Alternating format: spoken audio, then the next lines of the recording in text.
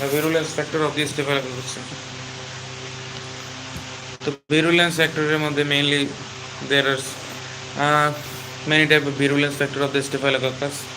The cellular component and antigen. The cellular component antigen. Cellular component the protein A, mainly the protein A, airport the teichoic acid, the peptidoglycan and the polysaccharide capsule.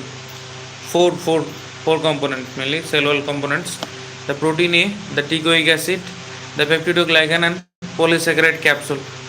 So protein A, it is prevent of the protein A, it prevent all the activation of the complement system protein A, and so no C3b produced, and the opsonization and the phagocytosis is not completed.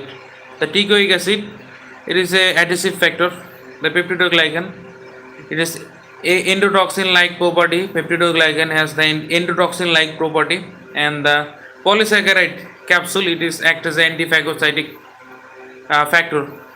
The toxins, the enterotoxins cause the toxogenic diarrhea, which prominent feature is vomiting, and this enterotoxin act as a superantigen and release of interleukin 1 and interleukin 2, yes, and which actually stimulate the enteric nervous system and the hypothalamus vomiting center.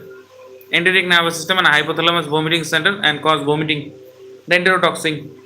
The second one is the toxic shock syndrome toxin. Toxic shock syndrome toxin. The second one is the toxic shock syndrome toxin. Okay, it causes mainly shock. And the third one, the exfoliatin. It's called the scalded skin syndrome, SSS. The exfoliatin, it called the scalded skin syndrome, SSS. The fourth, the leukocidins. The leukocidins has two part, the alpha toxin and the pentovalentine PV leukocidin.